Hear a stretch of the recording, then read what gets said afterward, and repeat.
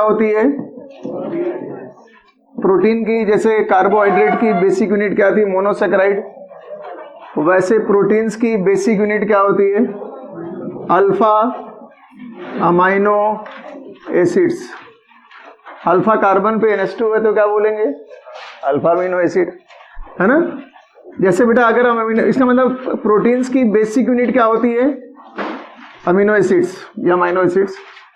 और by chance ये carbon है, यहाँ पे बेटा COH लगा हुआ है, यहाँ पर NH2 लगा हुआ है, ये लगा है बाई चांस यहाँ पर H मान ले रहा हूं, ये लगा है R।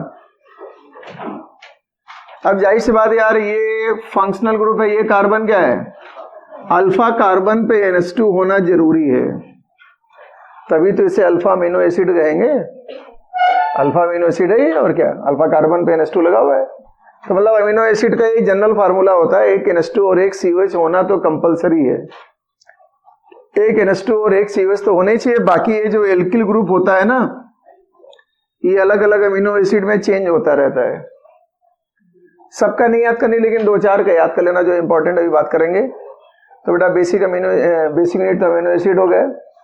हालांकि ये अमीनो एसिड भी कई टाइप के होंगे, acidic amino acid, basic amino acid और न्यूट्रल अमीनो एसिड, कई टाइप के अमीनो एसिड्स होते हैं। अब आपको बता दें, पहले तो हम बात करेंगे D and L naming, D और एल नामनक्लेचर।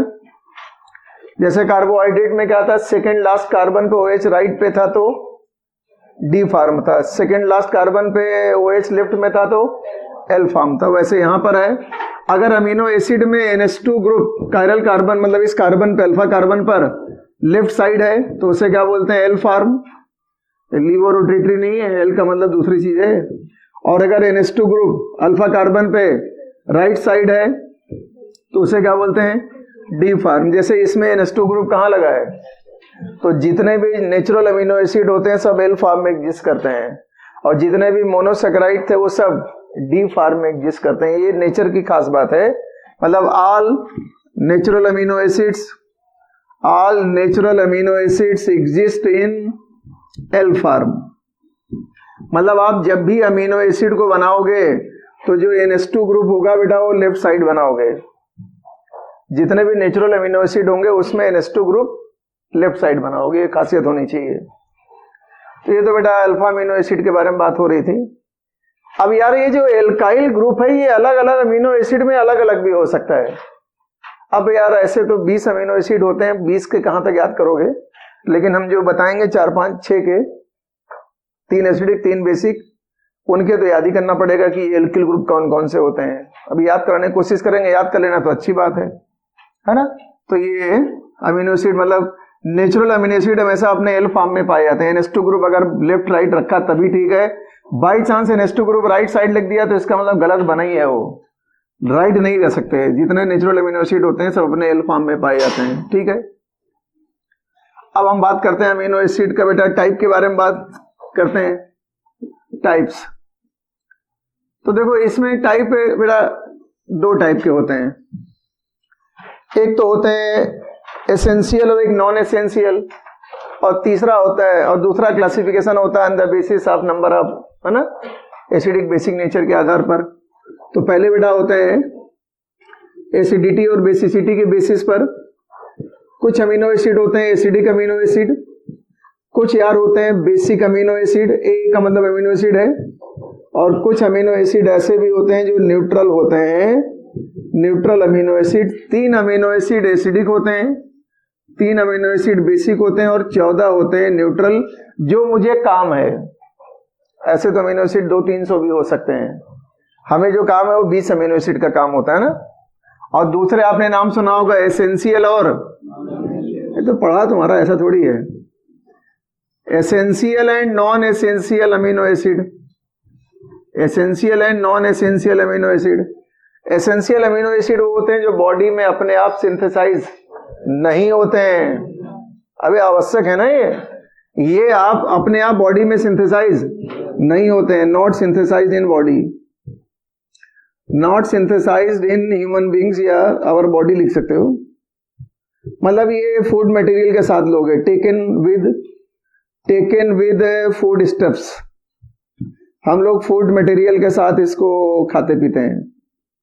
तो ऐसा फूड जिसमें एसेंशियल अमीनो एसिड ना पाए जाए वो इनकम्प्लीट फूड होगा, अनबैलेंस्ड फूड होगा, ऐसे बोल सकते हो। और नॉन एसेंशियल का मतलब होता है जो नेचर में अपने आप अपने बॉडी में बन जाते हैं, which are synthesized in body, जो बॉडी में अपने आप बन जाते हैं, जो बॉडी में अपने आप बन जाएंगे उन्हें नॉन एसेंशियल बोलते हैं। और नॉन एसेंशियल भी बेटा 10 होते हैं और एसेंशियल भी 10 होते हैं।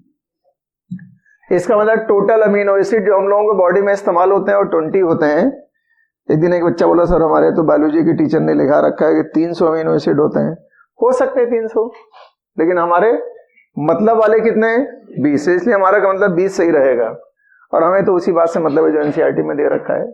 इन सब चैप्टर में एनसीईआरटी फॉलो की जाती है, chemistry in everyday life, surface chemistry, biomolecule, polymer. उसके अलावा जो एक्स्ट्रा पढ़ना चाहो तो पढ़ो, उन्हें मना नहीं किया। इनऑर्गेनिक केमिस्ट्री में भी एनसीईआरटी की फॉलो करना चाहिए। ऑर्गेनिक में एनसीईआरटी फॉलो करने कोई सेंस नहीं, कोई कुछ दिए नहीं है। और फिजिकल में भी अपने हिसाब से पढ़ सकते हो, थोड़ा सा अपर लेवल पर पढ़ना पड़ता है ना उसमें तो। लेकिन ये सब चैप्टर ऐसे जो एनसीईआरटी में दिया उतना भी पढ़ लोगे तो मुझे लगता है ज्ञान में आ जाएगा। और ऐसे भी हम लोग कुछ एक्स्ट्रा बता ही देते हैं, थोड़ा ज्यादा हो ही जाता है। तो बेटा 10 एसेंशियल अमीनो एसिड हैं, इनके नाम याद होने चाहिए। 10 एसेंशियल अमीनो एसिड, इनके नाम आपको याद होने चाहिए। सबके सिंबल भी होते हैं, लेकिन सिंबल उम्बल मत याद करो। सभी अमीनो एसिड्स के अपने सिंबल होते हैं, अल्फाबेट से दिखाते हैं, किसी को के से, किसी को पी से, किसी को डब्ल्यू से, किसी को कैपिटल टी से। लेकिन वो सिंबल उम्बल तुम याद नहीं कर पाओगे। जो प्रैक्टिकल बात है वो सुनो। तो एसेंशियल अमीनो एसिड बेटा होते हैं 10, हम उनके बारे में बात करें।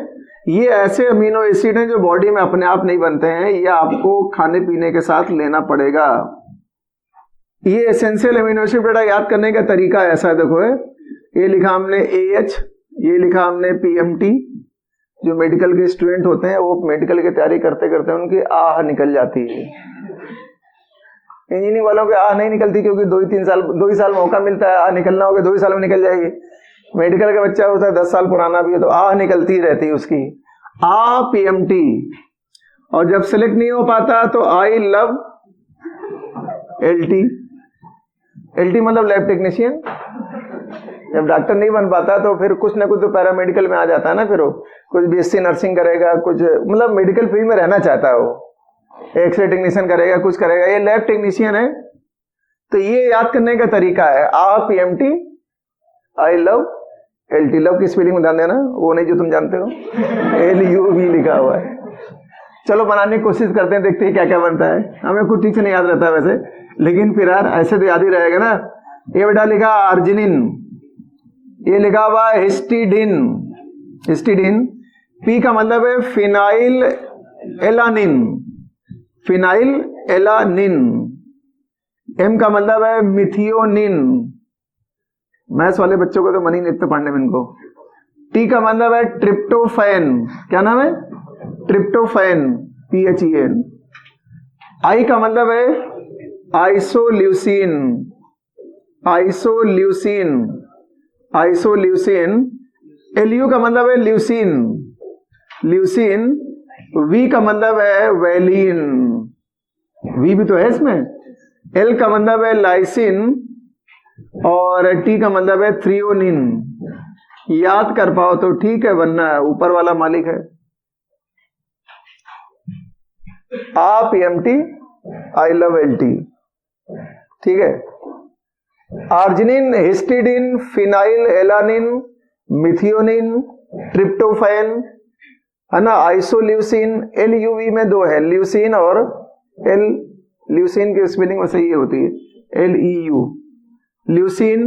एंड V का मतलब है वैलिन और L का मतलब है लाइसिन और T का मतलब है थ्रियोनिन। मतलब T से 2 हैं, एक ट्रिप्टोफैन एक थ्रियोनिन है, 2 हैं। तो ये बेटा बाकी जो बचे वो नॉन एसेंशियल है, उनसे तुम्हें मतलब नहीं है। बहुत सारे होते हैं, बहुत सारे होते हैं, लेकिन उनसे तुम्हें ज्यादा मतलब नहीं है। तो अमीनो एसिड ये एसेंशियल वाले ही याद रखो, ठीक है। अब बाई चांस सवाल आया, उसने कहा how many basic amino acids are essential. उसने कहा बेसिक अमीनो एसिड ऐसे कितने जो एसेंशियल में आते हैं? 3 आते हैं। हिस्टिडीन भी आता है, आर्जिनिन भी आता है, लाइसिन भी आता है। बेसिक अमीनो एसिड को याद करने का तरीका ये, Hindustan aeronautics limited, Hindustan aeronautics limited मतलब HAL। H का मतलब हिस्टिडीन, A का मतलब है आर्जिनिन, L का मतलब है लाइसिन। इसका मतलब दो तीनों आ गए उसमें, आर्जिनिन भी आ गया, हिस्टिडीन भी आ गया, लाइसिन भी आ गया। इसका मतलब बेसिक अमीनो एसिड 3 होते हैं, केवल 3 होते हैं बस, लिखा है वहां पे HAL, हिस्टिडीन, आर्जिनिन, लाइसिन, और ये तीनों बेटा एसेंशियल होते हैं। सवाल बन के तैयार, नया सवाल बन गया। ऐसे ही उल्टे पुल्टे सवाल बनते हैं, हालांकि थोड़ा याददाश्त अच्छी होनी चाहिए तभी बच्चा कर पाता है, वरना कुछ लोग छोड़ आते हैं सवालों को। लेकिन छोड़ने से कोई फायदा नहीं है, क्योंकि ये सवाल भी उतना ही नंबर देगा जितना सवाल केमिकल काइनेटिक्स का नंबर देगा, जितना इलेक्ट्रोकेमिस्ट्री के सवाल वही नंबर देगा। हो सकता है वो 5 मिनट में आंसर निकाल पाओ, तो हो सकता है 10 सेकंड के अंदर है, नंबर तो बराबर ही मिलेगा। इसलिए पढ़ना सब चाहिए। हिस्टिडीन, आर्जिनिन, लाइसिन, ये तीनों एसेंशियल अमीनो एसिड में आते हैं और बेसिक भी हैं। और एसिडिक अमीनो एसिड भी 3 होते हैं, इसके लिए याद रखो आग, आग, एस्पेराजिनिक एसिड या एस्पेराजिन, एस्पार्टिक एसिड, ग्लूटेमिक एसिड। ना इसमें एस्पेराजिनिक एसिड आया है, ना इसमें एस्पार्टिक एसिड आया है, ना इसमें ग्लूटेमिक एसिड आया है। इसका मतलब ये तीनों acidic amino acid non essential में आते हैं। नए सवाल बन के तैयार, अभी नाम बता देता हूं। एक का मतलब है एस्पेराजिन, या एस्पेराजिनिक एसिड भी कह सकते हो, वैसे एस्पेराजिन भी कहते हैं। एक का मतलब बेटा एस्पार्टिक एसिड, एस्पार्टिक एसिड, और जी का बेटा मतलब है glutamic acid.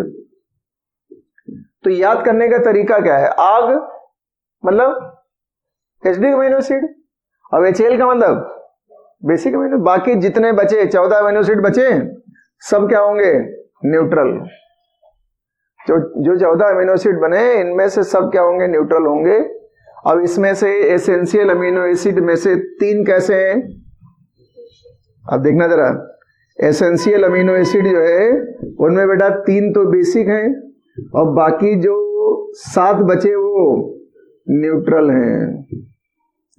Non essential amino acid में, नॉन एसेंशियल अमीनो एसिड में 3 क्या हैं?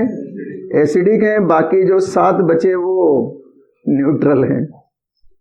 इसका मतलब ये हुआ कि अगर हम न्यूट्रल अमीनो एसिड की बात करें तो इनमें रेशियो क्या आएगा? 1:1। 7 न्यूट्रल हैं, 7 इसमें आते हैं, सॉरी एसेंशियल वाले में 7, एसेंशियल और नॉन एसेंशियल वाले अगर हम न्यूट्रल अमीनो एसिड ले तो 7 और 7 आएंगे। कुछ भी सवाल बना सकता है, बनाने कोई भरोसा नहीं यार, क्या है क्या ना है। खैर थोड़ा याद रहेगा तो अच्छा रहेगा।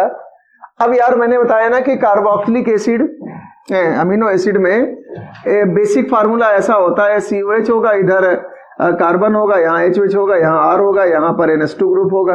और ये जो एल्काइल ग्रुप है ये डिफरेंट होता है। एल्काइल ग्रुप चेंज हो सकता है, कुछ में हाइड्रोजन भी हटा कर कुछ और ग्रुप लगा सकते हैं। तो ये एल्काइल ग्रुप हटा के हम लोग क्या करेंगे? अलग अलग टाइप के ग्रुप लगाएंगे। एक अमीनो एसिड ऐसा होता है जिसमें यहां पर CH2 होता है, जानते हो तुम, बता चुके हैं यार।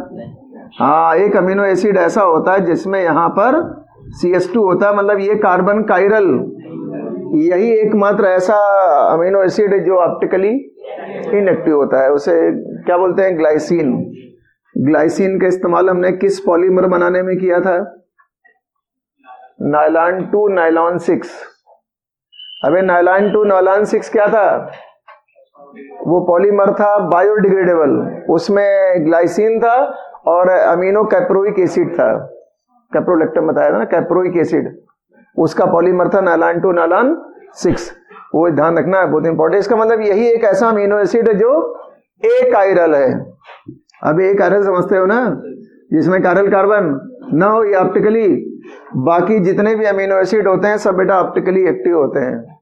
एक बार ऐसा भी सवाल आ गया, मेडिकल में भी आते हैं, इंजीनियरिंग में भी आते हैं। इंजीनियरिंग में आते हैं तो ज्यादातर बच्चे छोड़ आते हैं, लेकिन तुम कल्पना करो जो टॉपर होता होगा वो तो नहीं छोड़ता होगा ना। तो ऐसा तो है नहीं कि तुम टॉपर से भी तेज हो। बहुत लोग ऐसे कहते हैं बायोलॉजी की चीज है, बायो मॉलिक्यूल, ये हम क्यों पढ़ें।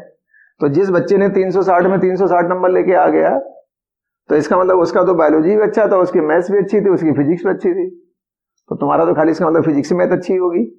तो ऐसा कुछ नहीं, पढ़ना पड़ता है सब। बहुत भयंकर सवाल आते हैं। मान लो ऐसा सब एक बार सवाल दे दिया उसने कहा ये 3 अमीनो एसिड दिए, हिस्टिडीन, आर्जिनिन और लाइसिन। उसने कहा इन तीनों की बेसिसिटी का ऑर्डर क्या होगा। वैसे आपको ये तीनों अमीनो एसिड दे देगा एसिडिक वाले, कहेगा एसिडिटी का ऑर्डर क्या होगा। तो जिसको ये मालूम होगा कि हिस्टीडीन, अर्जिनिन और लाइसिन में ये ग्रुप कौन सा होता है, वही तो बेसिसिटी का ऑर्डर बता पाएगा।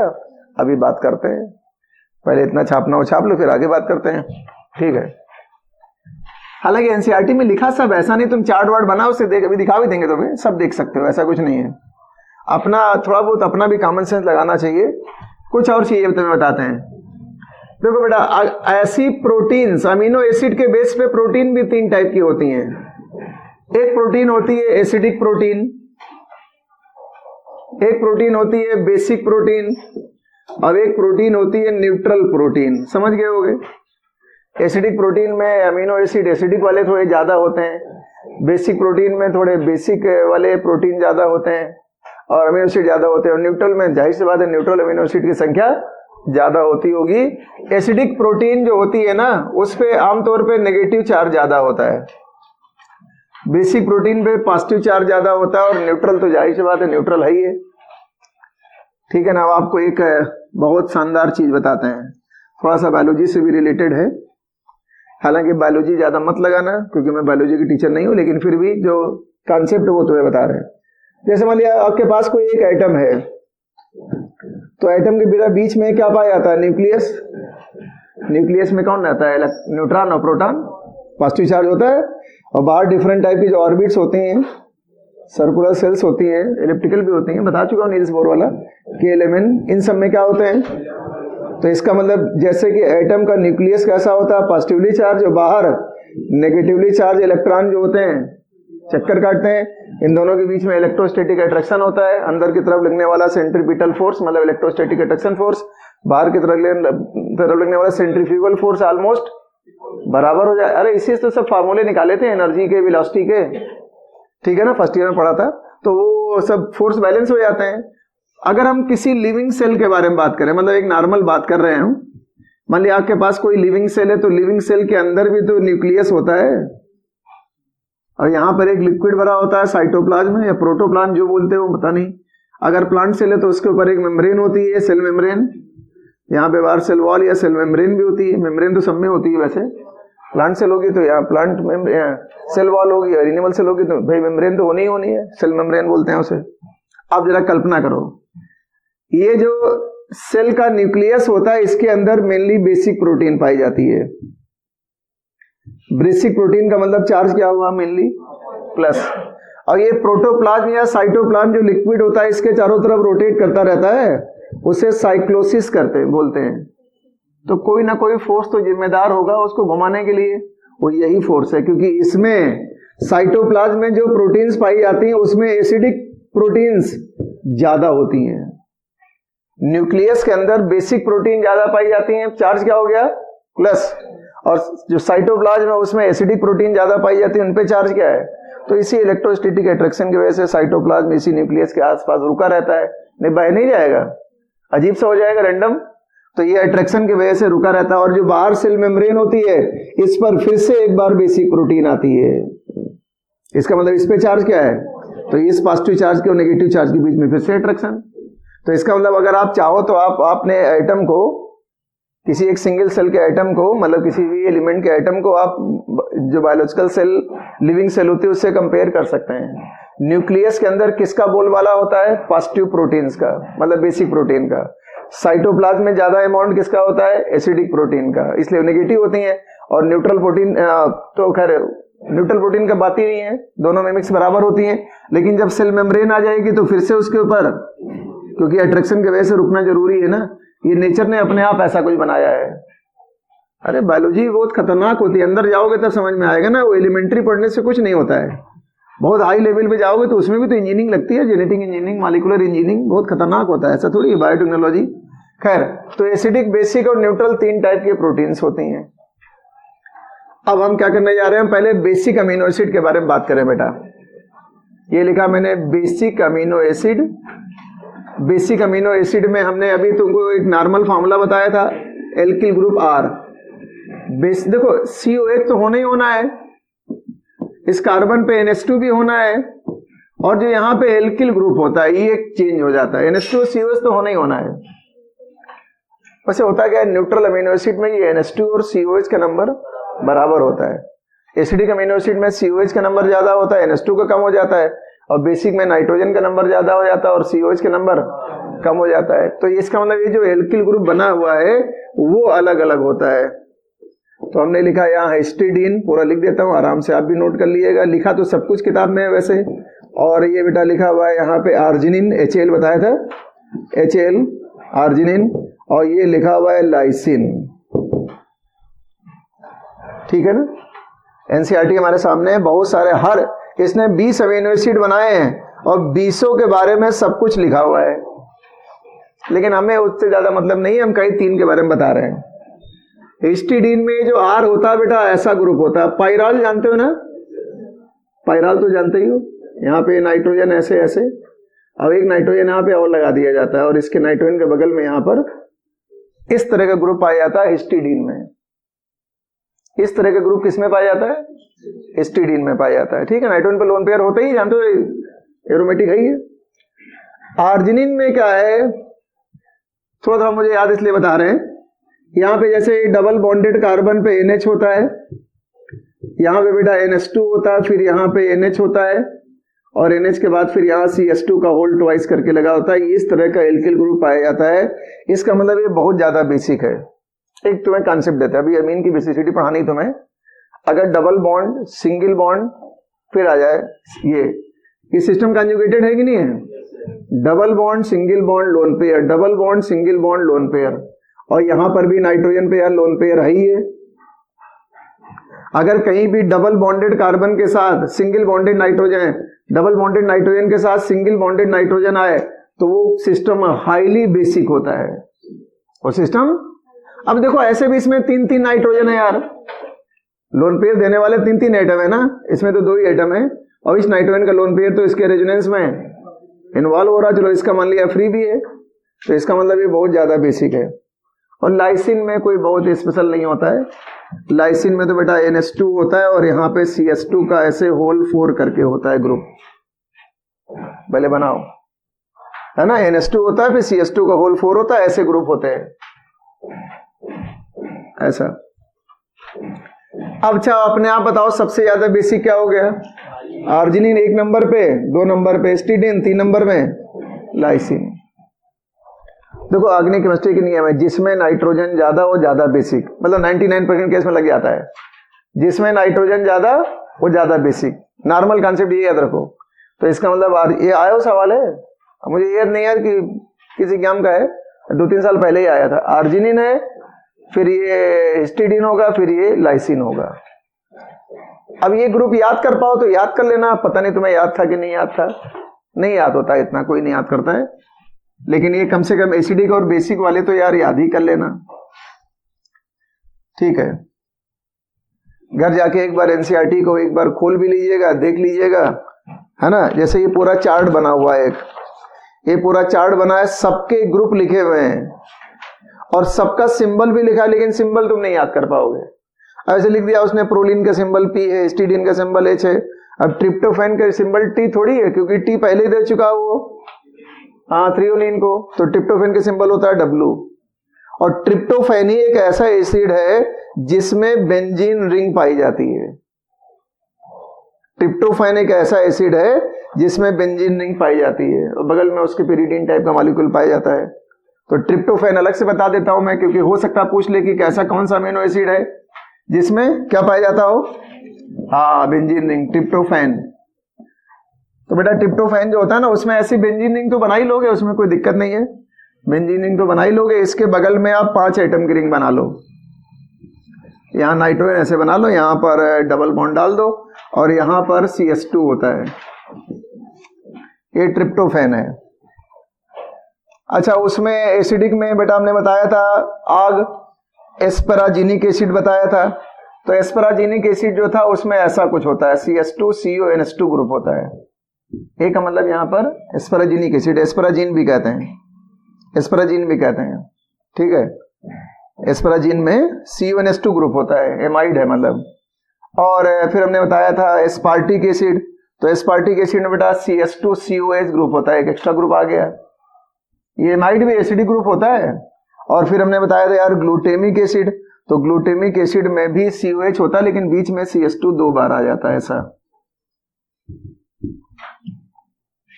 ये क्या है? एस्पराजिन या एस्पराजिनिक एसिड कह सकते हो, एस्पराजिन भी कहते हैं। ये क्या है? एस्पार्टिक एसिड है और ये जाहिर सी बात है ग्लूटेमिक एसिड है, ये आग हो गया। देखो अपने आप घर में कोई पढ़ता नहीं है ना, इसलिए क्लास करना जरूरी होता है। ऐसा नहीं, अपने आप भी पढ़ सकते हो घर पे, लेकिन यही आज तुम्हें नहीं समझ में आता क्या पढ़े क्या छोड़ दे, इसलिए हम चुन चुन के बता देते हैं जो एग्जाम में सवाल बन सकते हैं। उसके अलावा तुम्हारी किस्मत है क्या आता है कि नहीं आता है। तो एस्टिडीन, अर्जिनिन, लाइसिन, ये बेसिक अमीनो एसिड के तीनों ग्रुप बता दिए आर वाला। और इसमें देखो बेटा ये CONH2 आया, ये एसिड एमाइड, ये भी एसिडिक ग्रुप होता है।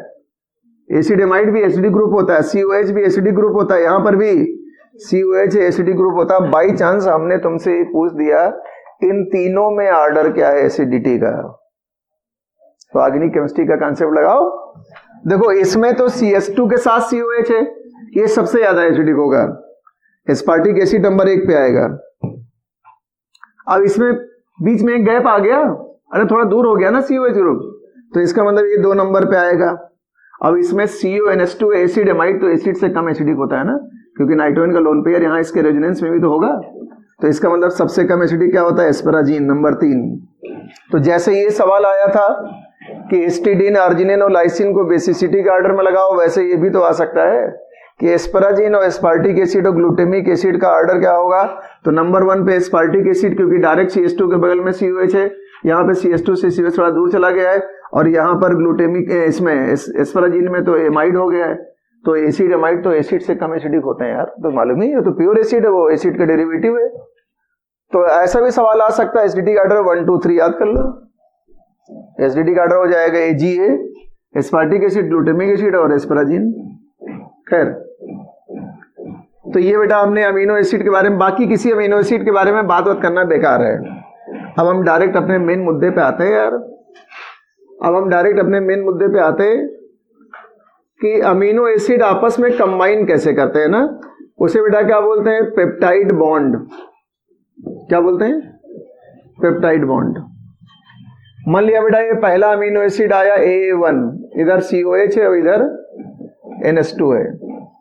ये दूसरा अमीनो एसिड लिया AA2, इधर COH होगा, इधर NH2 का। NH2 हमेशा लेफ्ट साइड ही रखना है बेटा। जब दो अमीनो एसिड को आपस में जोड़ोगे तो ये वाटर तो निकाल दोगे ना, COH से OH निकलता है, NH2 से H निकलता है। बीच में भाई साहब कौन सा बॉन्ड बन गया? CONH। ये CO है, ये NH है, ये A2 है, इधर COH है, इधर भी NH2 है। ये बीच में कौन सा बॉन्ड बना? पेप्टाइड बॉन्ड बना। क्या इसमें रेजोनेंस नहीं होगा?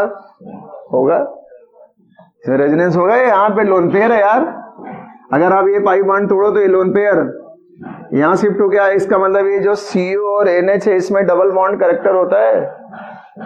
ये जो CO NH इसमें डबल बॉन्ड करेक्टर होता है, क्योंकि अगर ये पाई बॉन्ड तोड़ेंगे तो ये लोन पेयर यहाँ शिफ्ट होगा। इसका मतलब यहाँ भी डबल बॉन्ड आ सकता है, यहाँ भी डबल बॉन्ड आ सकता है। तो हम चाहें तो इसका रेजोनेंस हाइब्रिड, इतना तो पढ़ ही चुके हैं यार, कुछ कुछ ऐसा बना सकते हैं। ऑक्सीजन, यहाँ नाइट्रोजन, और यहाँ सेकेंड अमीनो एसिड, इसका ये COH है, मतलब यहाँ भी डॉटेड लाइन और यहाँ भी डॉटेड लाइन।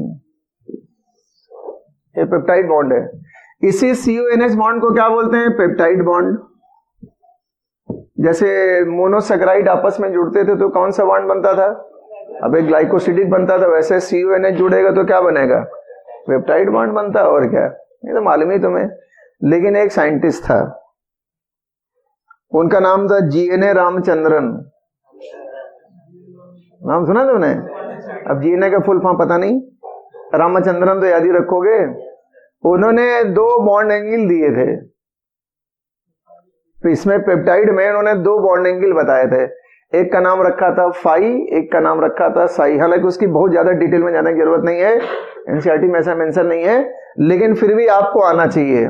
जैसे मान लो बेटा हमने कहा यहां पे लिखा हुआ है CH, यहां पे लिखा C डबल बॉन्ड हो, यहां पर कहीं NH2 कुछ होगा, इधर लिखा है यहां पर NH, फिर आगे जाके यहां CO होगा। ऐसा मान लो, ठीक है। तो अगर आप ये CH और CO यहां पे R लगा देते हैं, एल्किल ग्रुप, अगर आप इस CH और CO के बीच वाला एंगल लो तो इसे बोला जाता है साई, और CH और नाइट्रोजन और R के बीच वाला एंगल लेते हैं तो इसे क्या बोलते हैं, फाई। ऐसे एंगल को क्या बोलते हैं, रामाचंद्रन एंगल। क्या बोलते हैं, रामाचंद्रन एंगल। मतलब इसकी कहानी लेकिन बहुत लंबी है, उस लंबी कहानी में जाने कोई फायदा नहीं है, तुमको रिसर्च करना हो तो जाओ उसमें। तो अगर बाई चांस कभी रामाचंद्रन एंगल पूछ ले तो पेप्टाइड बॉन्ड जो होते हैं उसमें इस कार्बन, कायरल कार्बन और CO के बीच वाला एंगल जो होता है वो फाई, और कायरल कार्बन और NH के बीच वाला एंगल क्या होता है। हालांकि इंटरचेंज भी होते रहते हैं, ऐसा नहीं है। और वो कहानी बहुत लंबी है, उसके बारे में क्या तुम्हें बताएं, कोई मतलब नहीं है। पहले बताया भी करता था मैं, लेकिन फिर लगा कि वेस्टेज है टाइम का, तो उससे कोई फायदा थोड़ी कि हमें कितना आता तुम्हें वो बताएं। पढ़ना चाहो तो अपने आप ही पढ़ लोगे कहीं ना कहीं से, कोई मतलब नहीं उसका। रामाचंद्रन एंगल बोलते हैं, हो सकता है बायोलॉजी वालों ने कहीं कुछ बताया हो, जो लोग बायो वाले स्टूडेंट हैं। तो रामाचंद्रन एंगल पेप्टाइड बॉन्ड से रिलेटेड है, याद रखना। खैर, 2 अमीनो एसिड जुड़ेंगे तो डाईपेप्टाइड, 3 जुड़ेंगे तो ट्राईपेप्टाइड, बहुत सारे जुड़ेंगे तो पॉलीपेप्टाइड। ऐसे लंबी चेन बनती चली जाती है। आपकी मान लिया ये लिविंग सेल है, तो लिविंग सेल के अंदर तो बहुत सारे छोटे छोटे ऑर्गेनेल्स होते हैं ना, न्यूक्लियस और न्यूक्लियोलस और फलाना धमाका, एंडोप्लाज्मिक रेटिकुलम और गोल्गी बॉडी और राइबोसोम और लाइसोसोम, पता नहीं क्या क्या होता है, जानते होगे तुम, हाई स्कूल लेवल तक तो पढ़े थे। उसमें एक पार्ट होता है क्या, राइबोसोम, नाम सुना होगा ना। राइबोसोम भी कई टाइप के होते हैं, 70S 80S है ना, वो बायोलॉजी की बात है, तुम्हें मतलब वाली बात नहीं है। प्रोटीन सिंथेसिस जो है राइबोसोम के थ्रू होती है। तो बॉडी में DNA होता है, जब प्रोटीन बनानी होती है बॉडी में तो DNA RNA बनाता है। RNA भी कई टाइप का होता है, बाद में बात कर सकते हैं। DNA से पहले RNA बनेगा, फिर उसमें RNA में एक mRNA होता है, मैसेंजर RNA होता है, 18 टाइप होता है, mRNA, tRNA और rRNA। ये जो mRNA होता है, मैसेंजर RNA, वो राइबोसोम के पास जाता है। राइबोसोम की 2 यूनिट होती हैं, एक छोटी एक बड़ी, इस तरह की। पता नहीं तुम्हें आता है कि नहीं आता है, नहीं आता तब भी कोई बात नहीं। mRNA जाएगा, छोटी यूनिट से जाके जुड़ता है, पहले छोटी यूनिट से कहेगा तुम चलो बड़ी यूनिट से जुड़ो, उसके लिए बहुत सारे मैग्नीशियम आयन फलाना की जरूरत होती है, और कंप्लीट बायोलॉजी उससे मतलब नहीं है। तो mRNA जाएगा छोटी यूनिट के पास, इससे जुड़ेगा, फिर ये जाके बड़ी यूनिट से जुड़ जाएगा। फिर इसमें 2 ऐसी साइट होती है, A साइड P साइड। फिर जब इसका मतलब mRNA ने राइबोसोम को ये मैसेज दिया कि प्रोटीन बनाई जाए, लेकिन ओरिजिनल कंट्रोलर कौन है, DNA ने इसको आदेश दिया, RNA बनाया। RNA डायरेक्ट नहीं बनता, पहले बनता है HNRNA, इसे बोलते हैं हेट्रोजीनस RNA। फिर ये 3 टाइप का होता है, mRNA, rRNA, tRNA, सबका अपना अपना काम होता है, उसके चक्कर में ज्यादा मत पड़ो। mRNA गया, राइबोसोम की दोनों यूनिट को जुड़वाया, फिर एक एक अमीनो एसिड आते जाएंगे, चेन लगातार बनती जाएगी। प्रोटीन सिंथेसिस, उसके 3 स्टेप होते हैं, इनिशिएशन, टर्मिनेशन, इलोंगेशन, सब जानते हो। इतना केमिस्ट्री में थोड़ी पढ़ना है, तो मैं बता रहा हूं कि प्रोटीन बनती है बॉडी के अंदर। इसका मतलब RNA का मेन काम होता है प्रोटीन सिंथेसिस में हेल्प करना। DNA का ये साइड काम है, मेन काम नहीं है। DNA का तो मेन काम होता है जेनेटिक कैरेक्टर को ट्रांसफर करना, वो तो अलग बात होती है ना। खैर, तो अमीनो, अब हम प्रोटीन का क्लासिफिकेशन डायरेक्ट पढ़ते हैं यार। अब लिखोगे classification of proteins, classification of proteins. तो भैया प्रोटीन के क्लासिफिकेशन में 3 टाइप होते हैं। प्रोटीन के क्लासिफिकेशन में पहला क्लासिफिकेशन जो होता है वो होता है बेटा ऑन द बेसिस ऑफ, चलो 2 ही मान लेते हैं main. On the basis of, ले लेते हैं structure, on the basis of structure. दूसरा बेटा ले सकते हैं on the basis of molecular force, on the basis of molecular force, जैसे पॉलीमर में पढ़ रहे थे वैसे ही। और तीसरा बेटा ले सकते हैं on the basis of products of hydrolysis, on the basis of products of hydrolysis, कि वाटर में डालने पर प्रोटीन ने क्या क्या बनाया है, प्रोडक्ट ऑफ हाइड्रोलिसिस।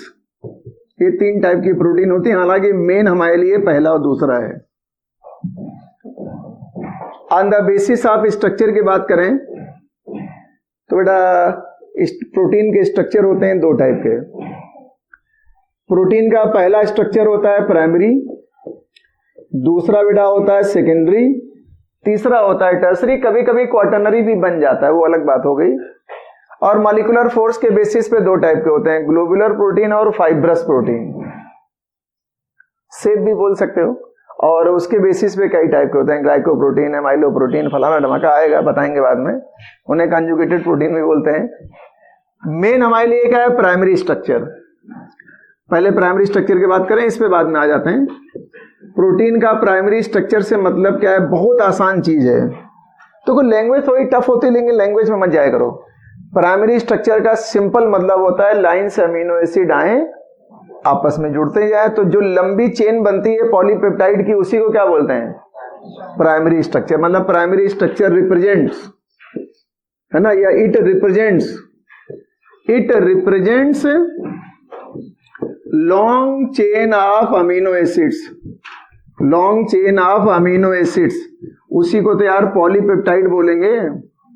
तो जो पॉलीपेप्टाइड की जो सिंगल चेन बनती है, एक चेन बन गई, पहला अमीनो एसिड आया A1, दूसरा आया A2, तीसरा आया A3, चौथा आया A4, और सबके बीच में CONH, सबके बीच में CONH बॉन्ड बनता चला जाएगा, ऐसा है ना। तो ये पेप्टाइड बॉन्ड बनते चले जाएंगे। तो ये जो लंबी चेन बनती जा रही है अमीनो एसिड, हजारों करोड़ों भी हो सकते हैं, उसी को क्या बोलते हैं, प्राइमरी स्ट्रक्चर। प्रोटीन का प्राइमरी स्ट्रक्चर कभी डिस्टर्ब नहीं हो सकता। अगर डिस्टर्ब किया तो इसका मतलब प्रोटीन ही खत्म हो गई। प्रोटीन को गर्म भी कर दोगे तब भी उसका प्राइमरी स्ट्रक्चर नहीं टूटता है, इतने मजबूत बॉन्ड होते हैं ये। इसका मतलब प्राइमरी स्ट्रक्चर रिमेन्स इंटैक्ट। और ये बात याद रखना, प्राइमरी स्ट्रक्चर में जो अमीनो एसिड का सीक्वेंस होता है वो फिक्स होता है, और हर आदमी में, हर इंडिविजुअल में अलग अलग होता है। हमारी बॉडी में जो प्रोटीन पाई जाएगी उसमें अमीनो एसिड के जुड़ने का सीक्वेंस, और तुम्हारे बॉडी में जो प्रोटीन पाई जाएगी अमीनो एसिड के जुड़ने का सीक्वेंस का सेम रहेगा क्या? बिल्कुल जरूरी नहीं, अलग अलग सीक्वेंस में जुड़ते जाते हैं, उससे बाद में आदमी को पहचाना भी जा सकता है, वो लंबी कहानी है। खैर, तो प्राइमरी स्ट्रक्चर का मतलब हो गया सिंपल पॉलीपेप्टाइड की chain, long chain of polypeptide is called primary structure. Primary structure को सबसे पहली बार एक साइंटिस्ट था फ्रेडरिक सेंगर, F सेंगर, उसने देखा था। एक हार्मोन होता है इंसुलिन, जानते हो ना इंसुलिन। इंसुलिन का स्ट्रक्चर एक्चुअली प्राइमरी स्ट्रक्चर होता है। इसमें दो पॉलीपेप्टाइड की चेन होती हैं, 51 अमीनो एसिड का होता है। इंसुलिन का जो एक पॉलीपेप्टाइड की चेन होती है वो 51 अमीनो एसिड की चेन होती है। 51 अमीनो एसिड को तोड़ते कैसे हैं? 20 + 31 में 30 है 21-30, इसका मतलब है 21 + 30 अमीनो एसिड की दो चेन होती हैं पॉलीपेप्टाइड की। इसके लिए इनको नोबेल प्राइज तक मिला। F सेंगर ने क्या किया था, इंसुलिन का सबसे पहली बार प्राइमरी स्ट्रक्चर स्टडी किया था, देखा था F सेंगर ने।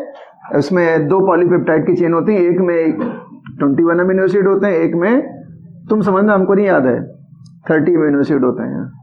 अब ऐसा ना होता इसमें 20 होते हैं, इसमें 31 होते हो। खैर सही है, इतना तो तुम जानते ही हो। तो ये इंसुलिन है बेटा, ये F सेंगर ने इसे आइसोलेट किया। तो आपसे पूछ सकता है प्राइमरी स्ट्रक्चर का बेस्ट एग्जांपल इंसुलिन, ठीक है ना। वैसे आमतौर पर एंजाइम्स जितनी होती हैं सब, लेकिन सारे हार्मोन प्रोटीन नहीं होते हैं। ये हार्मोन है ना यार, बॉडी में हार्मोन होते हैं ना, हार्मोन एंडोक्राइन ग्लैंड से निकलते हैं, मतलब 99%। तो हार्मोन जो निकलते हैं वो हार्मोन का नेचर क्या होता है, प्रोटीन्स भी होते हैं और साथ में स्टेरॉइड्स भी होते हैं। जो सेक्स हार्मोन्स होते हैं ना, एंड्रोजेंस और प्रोस्टेरॉन, ये सब होते हैं ना, इथाइन डाइऑल, नॉर्थस्टेरॉन, वो सब क्या होते हैं, स्टेरॉइड्स होते हैं। स्टेरॉइड्स क्या होते हैं, फॉल्स लिपिड्स, मतलब लिपिड होते हैं लेकिन अल्कोहल के साथ कॉम्बिनेशन बनता है उनका, उन्हें स्टेरॉइड्स कहते हैं। खैर फिलहाल ये इंसुलिन हार्मोन है, ये कैसा है, प्रोटीन का बना हुआ है, प्राइमरी स्ट्रक्चर है, इससे ज्यादा पढ़ने की जरूरत नहीं है। प्राइमरी स्ट्रक्चर हो गया। अब बेटा आते हैं सेकेंडरी स्ट्रक्चर पे, यहां थोड़ा टाइम लग जाएगा। अगर हम प्रोटीन का बेटा सेकेंडरी स्ट्रक्चर लें तो इसमें यार क्या होता है, पॉलीपेप्टाइड की जो चेन्स होती है ना, वो राइट हैंडेड कॉइलिंग, मतलब अलग अलग टाइप की अरेंजमेंट बना लेती हैं। पॉलीपेप्टाइड की चेन्स होती हैं और डिफरेंट तरीके से अपना अरेंजमेंट बना लेती हैं। Polypeptide chains are polypeptide chains are arranged in different manners, अलग अलग पैटर्न में, अलग अलग मैनर में अरेंज हो जाती हैं, are arrange in different manners. ठीक है, इसमें दो स्टाइल बहुत इंपॉर्टेंट है। जैसे फिजिक्स में पढ़ते हो ना, Fleming left hand rule, right hand rule, फलाना ढमाका पढ़ते हो ना, वैसे इसमें भी है। पहला होता है अल्फा हेलिकल स्ट्रक्चर, सुना है नाम, और बेटा दूसरा होता है beta pleated structure. Alpha helical structure और beta pleated structure. Alpha helical structure में राइट हैंडेड कॉइलिंग होती है, ऐसे एनसीईआरटी में डायग्राम भी बना होगा, ऐसे अंगूठा रखा होगा, ऐसे घुमाना होता है तुम्हें, मतलब राइट हैंडेड कॉइलिंग का मतलब जानते हो क्या होता है? ऐसे कॉइलिंग होती है, राइट हैंडेड कॉइलिंग। यहां से स्टार्ट करना, मतलब ऐसे, मतलब बनाने को ऐसे बना लो, लेकिन उसे क्या बोलते हैं? इसमें क्या होती है, पॉलीपेप्टाइड की चेन्स होती हैं और राइट हैंडेड कॉइल्ड हो जाती हैं। चेन्स आर क्वाइल्ड, ठीक है, राइट हैंडेड, बना देंगे, राइट हैंडेड कॉइलिंग हो जाती है। और कॉइलिंग के लिए जिम्मेदार क्या होता है? Hydrogen bonding. बताते हैं कैसे भी, और बीटा प्लेटेड स्ट्रक्चर बाद में लेते हैं।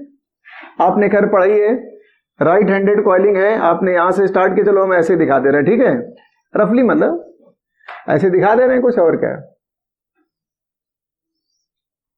ऐसे दिखा रहे हैं। इन सबके अंदर अमीनो एसिड होंगे। एक्चुअली मान लिया हमने कहा ये पहला अमीनो एसिड, और यहां मान लिया हमने कहा चौथा अमीनो एसिड है, AA4 और ये AA1 है। तो होता क्या यार, इस पहले अमीनो एसिड का CO और चौथे अमीनो एसिड का जो NH होता है उसमें हाइड्रोजन बॉन्ड हो जाता है। तो बेसिकली ये जो लूप बनते हैं ना, लूप है ना, ये जो लूप्स बनते हैं उनका बेसिक रीजन क्या होता है? फर्स्ट अमीनो एसिड और फोर्थ अमीनो एसिड के बीच में इंट्रामॉलिक्यूलर हाइड्रोजन बॉन्डिंग हो जाती है। इंट्रा तो नहीं बोलना चाहिए क्योंकि बहुत सारे एसिड होंगे, तो इंटर ही बोलना ज्यादा सही है। इंट्रामॉलिक्यूलर में तो एक ही मॉलिक्यूल होता है ना, तो इसका मतलब ये हाइड्रोजन बॉन्डिंग हो जाती है इंटरमॉलिक्यूलर। इसी वजह से ये हल्का हल्का कॉइल यहां पर भी आएगा, यहाँ आएगा फोर्थ है तो यहाँ पहला ले लेंगे, इसके बीच में यहाँ पता चला इसका CO है तो इसका NH हो जाएगा, आपस में हाइड्रोजन बॉन्डिंग हो जाएगी। तो आपसे पूछेगा अल्फा हेलिकल स्ट्रक्चर के लिए रिस्पॉन्सिबल क्या है? हाइड्रोजन बॉन्डिंग मेनली रिस्पॉन्सिबल है, हाइड्रोजन बॉन्डिंग रिस्पॉन्सिबल होती है। लेकिन ये बेटा इसका एक टर्न है, इसे एक लूप बोलते हैं, टर्न है।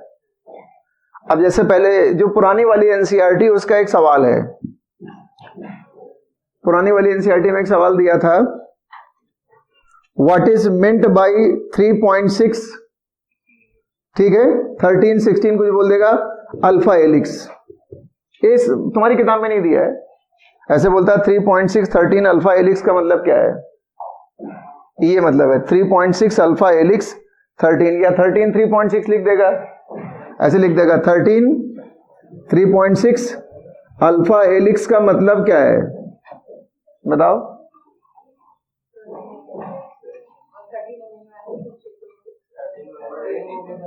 ये 3.6 क्या है? एवरेज नंबर आप किसका? ये क्या 13 का है? इसका मतलब इसमें 13 नंबर की रिंग बनी है और उसमें एवरेज अमीनो एसिड के नंबर कितना आया? 3.6 है। लेकिन अब ऐसा आता नहीं है, पुराने जमाने की एनसीईआरटी के सवाल है ये। 3.6 अल्फा हेलिक्स का मतलब पूछता था, या इसका एक आम भाषा में मतलब समझो क्या है? अगर हम ये एक लूप लें, क्या लें? अगर हम ये एक लूप ले लें तो उसमें 13 अमीनो एसिड्स आएंगे, ऐसा भी बोल सकते हो। 13 अमीनो एसिड आएंगे एक लूप में, लेकिन एवरेज अमीनो एसिड का नंबर क्या आएगा? 3.6। तो इसका अब तो आते नहीं, इसलिए बेकार है, अब आएगा नहीं। पुरानी एनसीईआरटी जो आज से 5-7 साल पहले वाली होगी, उसमें ये सवाल दिया। इस सवाल इसमें दिया है क्या? नहीं दिया होगा, हो सकता है किसी बायोलॉजी वाले तुमको बायो टीचर ने बताया हो तो तुमको याद हो। बताया था है? तुम तो अंकुर सर से पढ़े हो ना, विनय सर से। विनय सर नहीं बताया था, तो विनय सर भी हमारे साथ वाले ही हैं, तो हम लोग एक साथी थे ना पहले, तो इसलिए हो सकता है पुरानी बात बताई नहीं भाई, आदमी पुरानी बात बता देता है ना। तो ये, लेकिन अब वाली जो नई वाली किताब उसमें ऐसा कुछ लिखा नहीं, इसलिए छोड़ो उसको। खाली अल्फा हेलिकल स्ट्रक्चर है। बीटा प्लीटेड स्ट्रक्चर में बेटा क्या होता है? अच्छा, प्लीट्स क्या होती हैं? अबे पहले तो जीन्स हम लोग पहनते, पहले पैंट पहनते तो यहाँ प्लेट पड़ती थी, लेडीज साड़ियाँ पहनते तो नीचे प्लेट डालती हैं, प्लीट्स बोलते हैं उन्हें, प्लेट बोलते हैं। हिंदुस्तानी आदमी क्या बोलता है? प्लेट। वास्तव में क्या है? प्लीट्स, है ना। हाँ, खैर हिंदुस्तान में अंग्रेजी लोग बिगाड़ देते हैं ना। तो एक मिली ऐसे फोल्डिंग होती है, फोल्डेड, तो इसमें ऐसे चेन्स होती हैं, ऐसे पॉलीपेप्टाइड की चेन्स होती है ना, ऐसे पॉलीपेप्टाइड की चेन्स होती हैं जो एक दूसरे के पैरेलल अरेंज होती हैं। लेकिन एक बात ध्यान सुनना, ये पॉलीपेप्टाइड की चेन्स भी दो टाइप की होती हैं। पता चला ये पॉलीपेप्टाइड की चेन्स जो है NH2 पे खत्म हो रही है, ये भी NH2 पे खत्म हो रही है, ये भी NH2 पे खत्म हो रही है। और हो सकता है कि दूसरी चेन कोई हो सकता है, दूसरा ऐसा कुछ अरेंजमेंट बनाए हम, ये ऐसे हमने फोल्डिंग बना दिया है। पॉलीपेप्टाइड की चेन्स ऐसे फोल्डेड होती हैं, एक दूसरे के पैरेलल ऐसे अरेंज हो जाती हैं। एक पॉलीपेप्टाइड चेन में NH2 आया, एक में COH आया, एक में NH2 आया, अगली वाले में फिर से COH आया। तो इस टाइप के अरेंजमेंट को बोलते हैं एंटी पैरेलल अरेंजमेंट। इस टाइप के अरेंजमेंट को क्या बोलते हैं? Anti parallel. और अगर NH2 आया सारे COH, अब इधर सारे COH भी तो आएंगे, तो उसे क्या बोलते हैं? पैरेलल। तो अगर बाई चांस पॉलीपेप्टाइड की चेन्स जो है जिग जैग फॉर्म में अरेंज हो जाए लीनियर, तो उससे जो अरेंजमेंट बनता है उसे बोलते हैं बीटा प्लीटेड स्ट्रक्चर। इसका मतलब पॉलीपेप्टाइड चेन्स फॉर्म्स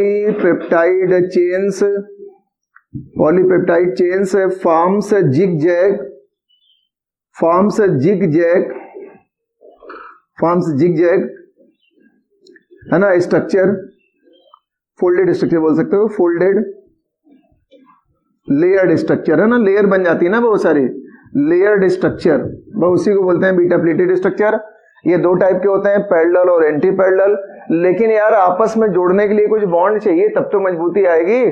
तो इनके बीच में मेनली सल्फाइड बॉन्ड बनते हैं बेटा, ऐसे सल्फाइड की लिंकेज बनाई जाती है ताकि मजबूती आ जाए, सल्फाइड की लिंकेज बनते हैं। थोड़े बहुत हाइड्रोजन बॉन्ड भी हो सकते हैं, ऐसा नहीं है। तो आपसे पूछेगा बीटा प्लीटेड स्ट्रक्चर में मॉलिक्यूलर फोर्स कौन कौन से रिस्पॉन्सिबल है? तो देखो यार, हाइड्रोजन बॉन्डिंग तो होनी अमीनो एसिड्स हैं, वंडरवाल फोर्स भी होना है, और डाइसल्फाइड लिंकेज भी होती है। डाइसल्फाइड लिंकेज, ये जो सल्फर वाले बॉन्ड बन रहे हैं उन्हें डाइसल्फाइड लिंकेज बोलते हैं। जैसे कि तुमने वल्कनाइजेशन ऑफ रबर में देखा था, उसी टाइप का कुछ है। एग्जाम्पल भी तो पूछेगा, कहेगा अल्फा हेलिकल का एग्जाम्पल केराटिन। केराटिन नाम सुना है? ये बालों में, नाखून में, नेल्स में सब पाई जाती है, जानते हो केराटिन। इसमें भी केराटिन आता है, ऐसा नहीं है, पैरेलल में भी केराटिन आता है, दोनों में आता है केराटिन। इसमें आता है फाइब्रोइन। क्या? फाइब्रोइन। एंटी पैरेलल में फाइब्रोइन आता है, और ये केराटिन जो है इसमें भी आ सकता है, इसमें भी आ सकता है, अल्फा हेलिकल में भी आ सकता है, इसमें भी आ सकता है, और भी होते हैं, ऐसा नहीं है। ज्यादा याद थोड़ी करना तुम्हें, एक ही याद कर लो। बायोलॉजी नहीं पढ़ रहे हो, केमिस्ट्री पढ़ रहे हो। कुछ लोगों को फीलिंग आती है बायोलॉजी पढ़ रहे हैं। खैर, एक मैं वर्ड लेने जा रहा हूं, रैंडम क्वाइल। कहेगा ये क्या चीज होती है? रैंडम क्वाइल किसे कहते हैं? अच्छा, आता हो तो बताओ। रैंडम क्वाइल का मतलब होता है कि ऐसा कोई प्रोटीन जिसमें अल्फा हेलिकल स्ट्रक्चर भी हो प्लस बीटा प्लीटेड वाला, दोनों मिक्स हो जाए, तो उसे क्या बोलते हैं? अगर प्रोटीन में अल्फा हेलिकल स्ट्रक्चर भी हो और उसी प्रोटीन में बीटा प्लीटेड स्ट्रक्चर भी हो, बीटा प्लीटेड भी हो, तो उसको मिला जुला के क्या नाम दिया गया है? Random coil. साइंटिस्ट लोगों ने इसका नाम रखा है रैंडम क्वाइल। अब कोई एग्जांपल मुझे याद नहीं, इसलिए बता नहीं सकते, बहुत सारे होते होंगे। इसका मतलब अल्फा हेलिकल और बीटा प्लीटेड को मिक्स कर दिया जाए तो उसे रैंडम क्वाइल कहते हैं। इसका मतलब ये जो केराटिन है ये रैंडम क्वाइल में आ सकता है, क्योंकि केराटिन अल्फा हेलिकल में भी आ रहा है और पैरेलल में भी आ रहा है, बीटा प्लीटेड में भी आ रहा है। तो हो सकता है केराटिन की कुछ फॉर्म ऐसी होती हो जो रैंडम क्वाइल की फॉर्म में पाई जाती हो। खैर, ऐसा तो तुम्हें आता रहा होगा यार, तभी तो आज ज्यादा लोग क्लास करने नहीं आए, इसका मतलब सब आता ही होगा उनको। अगला है टर्सरी स्ट्रक्चर। टर्सरी स्ट्रक्चर, तो यार इसमें टर्सरी स्ट्रक्चर में क्या होता है? अब ये थोड़ा इंटरेस्टिंग है। टर्सरी स्ट्रक्चर में क्या होता है, जो पॉलीपेप्टाइड की चेन्स होती हैं वो आपस में 3 डायमेंशनल फिगर मतलब फोल्डेड हो जाती हैं, मतलब folding between folding among polypeptide chains takes place. Polypeptide की जो चेन्स होती है उनमें यार फोल्डिंग हो जाती है, मतलब क्वाइल्ड हो जाते हैं काफी, मतलब आपने पॉलीपेप्टाइड चेन लिया ऐसे अजीब से फोल्ड हो जाती हैं, बहुत आपस में मिक्स नहीं होती लेकिन फोल्डिंग हो जाती है, इस तरह की फोल्ड हो जा रही है। एनसीईआरटी में डायग्राम भी तो बना होगा, ऐसे ही बना होगा, ये पक्का है। निकालते हैं कोई डायग्राम। ये अल्फा हेलिकल स्ट्रक्चर है, बना है राइट हैंड, है ना। अच्छा ये है, ये देखो प्राइमरी स्ट्रक्चर है, केवल एक लाइन बना रखी है। सिंगल पॉलीपेप्टाइड चेन को क्या बोलते हैं, प्राइमरी स्ट्रक्चर। ये सेकेंडरी स्ट्रक्चर है, इसने अल्फा हेलिकल बना रखा है, बीटा प्लेटेड इसमें दिखा नहीं रखा है। ये टर्सरी स्ट्रक्चर है, खाली ऐसे घुमाता फिराता ऐसे ले गया। और क्वाटरनरी स्ट्रक्चर में और थोड़ा कॉम्प्लेक्स हो जाएगा, 3D UD फॉर्म में आ जाएगा। तो इसका मतलब टर्सरी स्ट्रक्चर में क्या होता है, पॉलीपेप्टाइड की चेन्स जो होती हैं वो क्या होती हैं, आपस में फोल्ड हो जाती हैं। इसका कोई बेस्ट एग्जांपल बताओ टर्सरी का, टर्सरी प्रोटीन का कोई एग्जांपल बताओ, किताब में थोड़ी दिया होगा। टर्सरी प्रोटीन का एग्जांपल। और टर्सरी प्रोटीन मतलब टर्सरी स्ट्रक्चर सबसे पहली बार किसने देखा था, केंड्रियो, हाँ मैंने लिखाया था ना, केंड्रियो और पेरुट्स, 2 साइंटिस्ट थे, पेरुट्स एंड केंड्रियो। इन लोगों ने पहली बार टर्सरी स्ट्रक्चर आइसोलेट किया था, आइसोलेटेड टर्सरी स्ट्रक्चर। किसमें,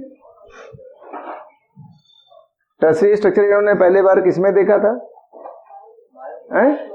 मायोग्लोबिन, मतलब ग्लोबुलर प्रोटीन होती है ना, ज्यादा पढ़ने की जरूरत नहीं, खाली इतना याद रखो कि टर्सरी स्ट्रक्चर पेरुट्स और केंड्रू ने आइसोलेट किया था। मतलब इन्होंने बताया था कि टर्सरी स्ट्रक्चर नाम की भी कोई चीज होती है। इनको भी कई सारे प्राइज बांटे गए थे, नोबेल प्राइज नहीं लेकिन बहुत सारे और भी प्राइज मिलते हैं ना लोगों को साइंस में। खैर, तो टर्सरी स्ट्रक्चर, क्वाटरनरी स्ट्रक्चर में कुछ है नहीं खास, है ना।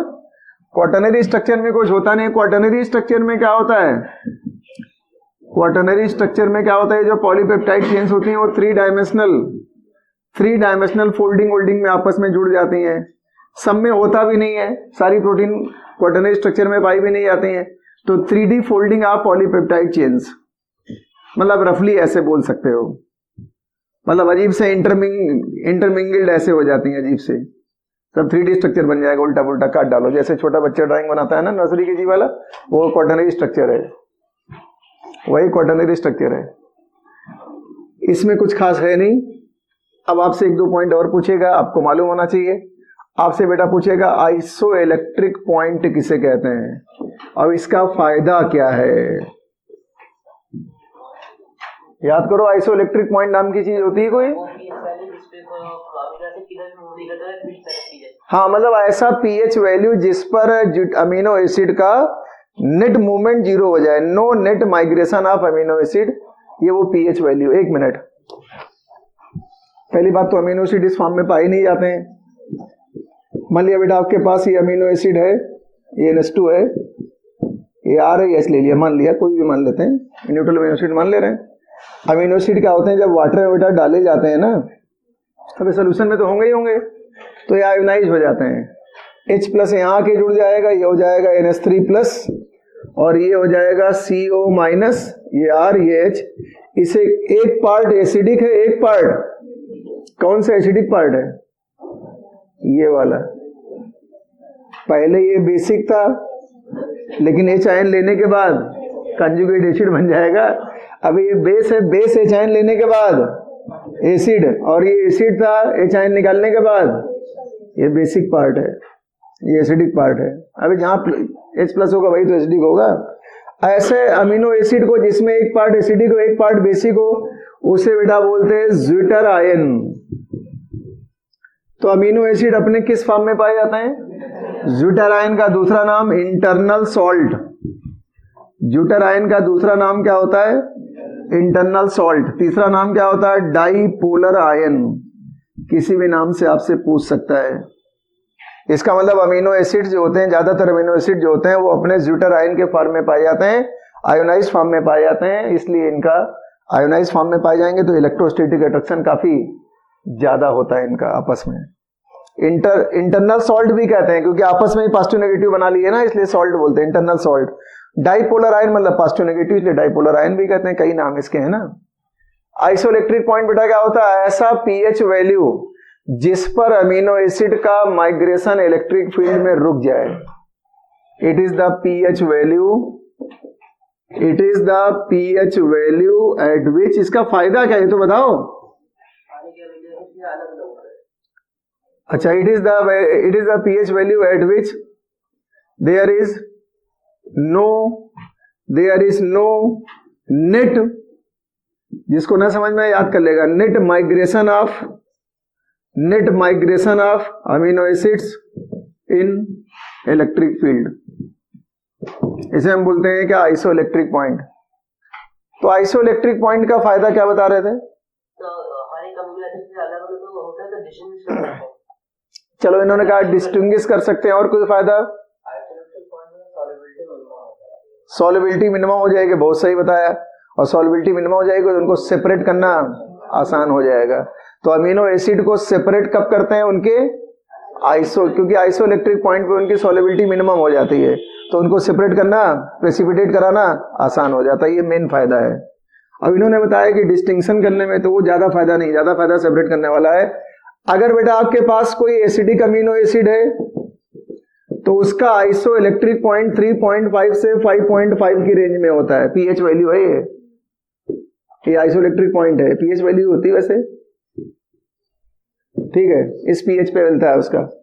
अगर आपके पास कोई बेसिक अमीनो एसिड है तो जाहिर सी बात हाई पीएच में मिलेगा, 7, 7.5 से लेकर के अब लगभग 11 तक मान सकते हो, 10.5 तक मान सकते हो। और जितने भी न्यूट्रल अमीनो एसिड होते हैं उनका आइसोइलेक्ट्रिक पॉइंट ऑलमोस्ट 6 के आसपास होता है, लगभग 6 के आसपास, 6, 6.5 के आसपास। अब मान लिया उसने ऐसे पूछ दिया कि हिस्टिडीन का आइसोइलेक्ट्रिक पॉइंट 7 से ज्यादा वाला ऑप्शन लेना, बेसिक अमीनो एसिड है ना। उसने पूछ दिया ग्लूटामिक एसिड का आइसोइलेक्ट्रिक पॉइंट 5 या 5 से कम वाला आंसर लेना, ऐसे भी तो पूछ सकता सवाल। कोई न्यूट्रल अमीनो एसिड बोल देगा, फिनाइल एलानिन तो न्यूट्रल अमीनो एसिड है, तो 6 के आसपास उसका आइसोइलेक्ट्रिक पॉइंट होता है, ठीक है। At isoelectric point solubility is minimum, therefore amino acids can be easily separated। ये फायदा है इसका, can be easily separated का। यही सवाल आ जाए, क्या भरोसा है? सवाल तो सवाल है, कुछ भी आ सकता है। अच्छा, अब दूसरे क्लासिफिकेशन पे आ जाओ यार। दूसरा क्लासिफिकेशन था on the basis of molecular force. Molecular force के बेस पे बेटा 2 तरह के थे, एक थे फाइब्रस और एक था ग्लोबुलर। हालांकि थोड़ा अपने बारे में सोचो तो अपने आप समझ में आ जाए। ग्लोबुलर, तुम दौड़ते हो, भागते हो, कूदते हो, गिरते हो, एक्सरसाइज करते हो, सब में किसका इस्तेमाल होता है? मसल्स का। तो जो मसल्स के अंदर प्रोटीन पाई जाती होगी, जाहिर सी बात वो फाइब्रस होती होगी। जो लोग नॉनवेज खाते हैं वो तो फाइब्रस प्रोटीन को बहुत कायदे से जानते होंगे। मटन में रेसे वैसे होते हैं ना, मुर्गे की टांग खा रहे हो, ठीक है ना, तो वो फाइब्रस प्रोटीन है कि ग्लोबुलर प्रोटीन है? लेकिन अगर क्या मुंह में पानी आ गया? गेहूं मैं नहीं खाता हूं वैसे, पहले खाता था। ऐसा नहीं कि हम कोई बहुत बगला भगत हैं, पहले खाते थे, अब आजकल नहीं खा रहे हैं, मन नहीं कर रहा है, 5-6 साल से नहीं खाया। अंडा कभी कभार खा लेते हैं, पहले खाते भी थे, लोगों को खूब खिलाते भी थे, 4-4 किलो 5-5 किलो एक साथ बनाते थे। तुम्हारे सारे दोस्त वहीं टूट पड़ते थे। कोई आता था कहता 3 किलो मुर्गा ले, अब ये बनाओ, तो हम खाना अच्छा बनाते हैं ना, तो हम बनाते भी थे। तो अब नॉन वेज आजकल नहीं खा रहे, लेकिन अंडा कभी कभार खा लेते हैं। तो अंडे में क्या होती है? एल्ब्यूमिन, वो उसमें आती है, ग्लोबुलर प्रोटीन में आती है। हीमोग्लोबिन ग्लोबुलर प्रोटीन में आता है। जो सॉफ्ट टाइप वाली चीज है वो गेहूं में, चावल में प्रोटीन जो होती हैं वो सब किसमें, वो सब क्या होती हैं? ये। लेकिन फाइब्रस प्रोटीन, मायोसिन, फाइब्रोइन, ये सब किसमें आती हैं? अरे भाई यही तो मसल्स में पाई जाती हैं, मसल स्ट्रांग होती हैं। तो फाइब्रस प्रोटीन का मतलब इनमें मॉलिक्यूलर फोर्स स्ट्रांग होते हैं, मॉलिक्यूलर फोर्स काफी स्ट्रांग होते हैं, और ये थ्रेड लाइक होते हैं ना, धागे जैसे होते हैं, मतलब थ्रेड लाइक। रेशेदार होता है मतलब ये। और इसकी एक खास बात है कि इस पे जल्दी किसी पीएच का या टेम्परेचर का इफेक्ट नहीं पड़ता है। लोग घुटना उठना सेकते हैं, घर में देखा होगा पानी की बोतल से लोग सिकाई विकाई करते हैं, तो क्या मसल जल जाती है क्या? बहुत हाई टेम्परेचर पे तो अपने आप को सेक दोगे तो ऐसा थोड़ी कि तुम बर्दाश्त नहीं कर पाओगे। अब आग में कूद जाओ तो अलग बात हो गई।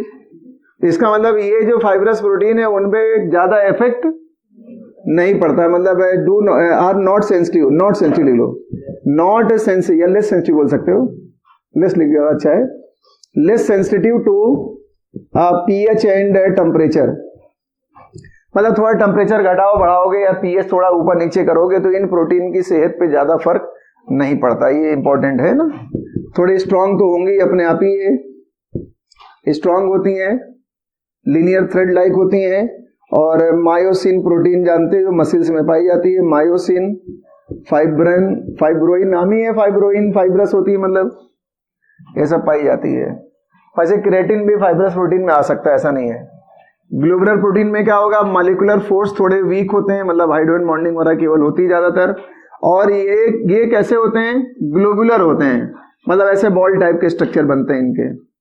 शेप कैसा होता है इनका, है ना, ग्लोबुलर, मतलब ग्लोब्यूल टाइप का होता है ना, ग्लोब्यूल्स फॉर्म करते हैं छोटे छोटे। और ये बहुत सेंसिटिव होते हैं, more sensitive to pH and temperature, temperature और पीएच से काफी ज्यादा सेंसिटिव होते हैं, ठीक है। जाहिर सी बात है वीक होते हैं। और इसमें हीमोग्लोबिन ले सकते हो, ग्लोबिन ले सकते हो, हीमोग्लोबिन में ग्लोबिन अपने आप ही आ जाएगा। और आप चाहो तो एल्ब्यूमिन भी ले सकते हो। गेहूं में एक प्रोटीन पाई जाती है, व्हीट में क्या, ग्लूटीन है ना, या ग्लूटिनिन भी कहते हैं, ग्लूटीन। चावल में एक प्रोटीन पाई जाती है ऑक्सीजिनिन, ऑक्सीजिन बोलते हैं ना उसे, ऑक्सीजिनिन। ग्लूटीन गेहूं में पाई जाती है प्रोटीन, ग्लूटीन प्रोटीन जो होती है ना, देखा होगा मार्केट में कभी हल्ला हो जाता है ना कि प्लास्टिक मिला दिया गेहूं में, और प्लास्टिक नहीं होता है, कभी कभी वो ग्लूटीन की मात्रा थोड़ी ज्यादा होती है तो आटा स्टिकी हो जाता है, तो अच्छी बात है। वो रोटी बहुत सॉफ्ट खाना पसंद होता है कि बहुत हार्ड मिल जाए वो पसंद होती है? सॉफ्ट, भाई जितना सॉफ्ट में अच्छा हो उतना खाने में अच्छा लगता है। तो ग्लूटीन प्रोटीन की वजह से थोड़ा आटे के अंदर इलास्टिसिटी होती है, इलास्टिसिटी होती है। तो कई बार लोग बोलते हैं प्लास्टिक के चावल है उसका, हालांकि प्लास्टिक वाले भी आते ही होंगे मार्केट में, मुझे भरोसा नहीं है, गेहूं फिलहाल प्लास्टिक वाले नहीं बनाते हैं लोग। तो ग्लूटीन प्रोटीन है, एल्ब्यूमिन प्रोटीन है, अंडे उंडे पाई जाती है। अंडे में व्हाइट पार्ट होता है, अंदर येलो पार्ट होता है, योक। तो प्रोटीन ज्यादा किस में होता है, व्हाइट पार्ट में, क्योंकि वो पूरा क्या है, एल्ब्यूमिन है। जो योक है उसमें बहुत सारे फैट भी है, कोलेस्ट्रॉल भी है, लेसिथिन फलाना धमाका। तो जो हार्ट वार्ट के पेशेंट होते हैं अंदर वाला योक वाला पार्ट नहीं खाते हैं, वो हटा देते हैं क्योंकि उसमें कोलेस्ट्रॉल वाला ज्यादा होता है। तो प्रोटीन अगर खानी है तो व्हाइट पार्ट केवल खाओ, अंदर वाला खा लोगे तो कोई बुराई नहीं, होते कितना होगा उसमें। लेकिन कुछ लोग ज्यादा मात्रा में खाते हैं ना, अंदर का योग हटा देते हैं वो। फिलहाल अगला लेते हैं ऑन द बेसिस ऑफ क्या था, हाइड्रोलिसिस। तो देखो बेटा, एक होती है सिंपल प्रोटीन्स, सब मजाक ही है, हंसी मजाक वाली बातें हैं। सिंपल प्रोटीन वो होती हैं जिनको वाटर में डालने पर केवल अमीनो एसिड बनते हैं, बस अल्फा अमीनो एसिड बनते हैं, उन्हें बोलते हैं सिंपल प्रोटीन्स। अब एक बेटा होते हैं कंजुगेटेड प्रोटीन्स। क्या, कंजुगेटेड प्रोटीन्स। कंजुगेटेड प्रोटीन में जब वाटर डालोगे तो प्रोटीन मिलेगी और सम नॉन प्रोटीन पार्ट मिलेगा, कोई ऐसा भी पार्ट मिलेगा जो नॉन प्रोटीन होगा। उस नॉन प्रोटीन पार्ट को बोलते हैं प्रोस्थेटिक ग्रुप। याद आए कुछ, या कोफैक्टर। हाँ, इस प्रोस्थेटिक ग्रुप को कोफैक्टर भी कहते हैं या कोएंजाइम भी कहते हैं या प्रोस्थेटिक ग्रुप भी कहते हैं। मान लो आपके पास प्रोटीन है और प्रोटीन में कार्बोहाइड्रेट पाया गया, तो कार्बोहाइड्रेट को क्या बोलोगे, प्रोस्थेटिक ग्रुप। अबे कार्बोहाइड्रेट को क्या बोलोगे, प्रोस्थेटिक ग्रुप। अब भाई प्रोटीन ज्यादा है, कार्बोहाइड्रेट थोड़ा सा है, तो ऐसी प्रोटीन को बोलते हैं एमाइलो प्रोटीन। एमाइलो किसके लिए इस्तेमाल होता है, कार्बोहाइड्रेट के लिए। पता लगा प्रोटीन के साथ कभी फैट आ गया, फैट के लिए क्या बोलते हैं, लिपिड, लाइपोप्रोटीन। कभी कोई मेटल आ गया, क्रोमियम आ गया, क्रोमोप्रोटीन ऐसे बोलते हैं ना। अब इससे ज्यादा पढ़ने का मतलब बायोलॉजी में जब तुम आ जाओगे। तो ये प्रोटीन के बारे में था। एक बड़ा होता है प्रोटीन का denaturation, denaturation of protein. Protein को अगर हाई टेम्परेचर पे हीट किया जाए तो उसका tertiary structure, secondary structure, quaternary structure destroy हो जाता है, लेकिन प्राइमरी स्ट्रक्चर कभी डिस्ट्रॉय नहीं होता है। तो हाई टेम्परेचर पे प्रोटीन का स्ट्रक्चर डिस्ट्रॉय हो जाना डीनेचुरेशन कहलाता है।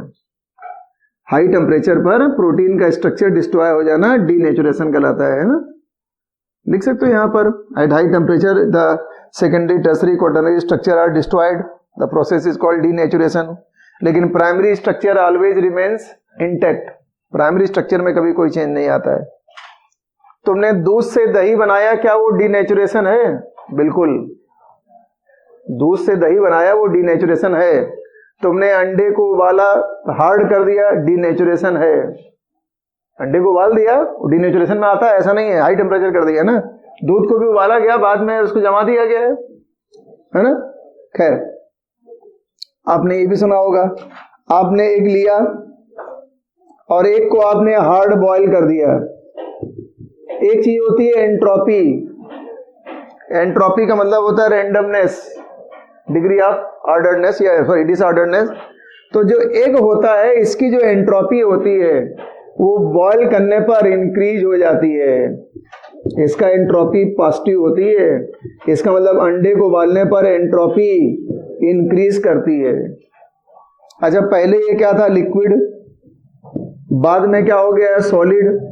तो अगर लिक्विड से सॉलिड बनना है तो एंट्रोपी तो यार घटना चाहिए था, लेकिन यहाँ एंट्रोपी क्या हो रही है?